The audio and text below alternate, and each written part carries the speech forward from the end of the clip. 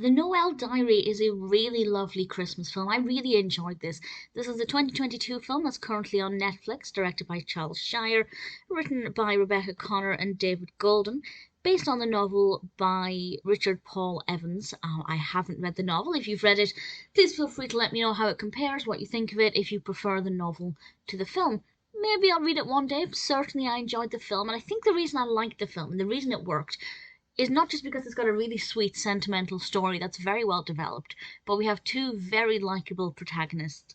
We have Jacob, played by Justin Hartley, and Rachel, played by Barrett Doss. I also want to say Ellie, played by Bonnie Bedelia, is wonderful. I love that character so much, but she takes a back seat for most of it. We do have Jacob and Rachel both going through some interesting changes and times in their life. Jacob, I will probably call him Jake throughout. He is a best-selling author. Me being a writer, I instantly was drawn to that character, and I found an inspiration just to start writing, which is usually the case when I'm watching a film with a writer protagonist. Their successes make me want to start writing more there and then. Really enjoyed the character, but he's going through a difficult time as he's got to pack up his former childhood home, his parents' house, as his mother has passed away.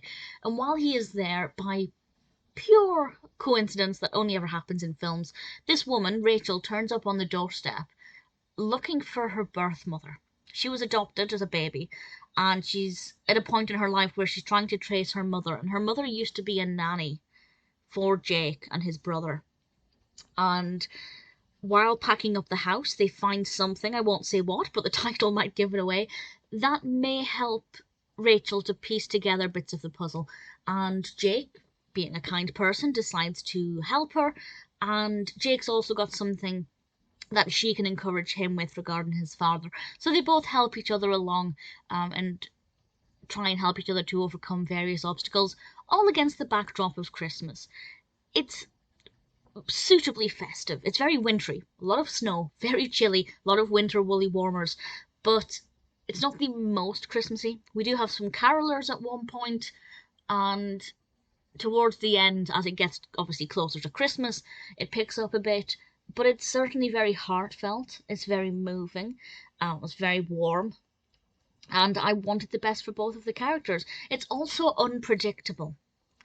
There were things that I think, or things that I thought, well, that's going to happen and this is going to happen, and it took me by surprise. Maybe at the end with a spoiler warning I'll discuss what I mean by that, but it wasn't completely predictable, which is really refreshing. And when it comes to Christmas films, they usually are quite predictable and quite safe, but even though it's unpredictable a lot of the time, it wasn't jarring. It didn't feel like they were trying to force uniqueness into it. It actually felt very natural and very organic, and I think the narrative flowed very well. And I really enjoyed it. I really thoroughly enjoyed it. It's absolutely worth watching. If you're looking for a fun, meaningful, enjoyable film against the backdrop of Christmas, The Noel Diary is definitely one that I would recommend. So I guess with tiny spoiler warnings, the things that I thought were unpredictable was first of all what Noel said when Jake said, "Tell me you love me," and what she said afterwards was unexpected. And also what happened surrounding her mother. That I hadn't expected to go that way either. So it kept me hooked until the very end. Really thoroughly enjoyed it. Noel Diary is definitely worth watching.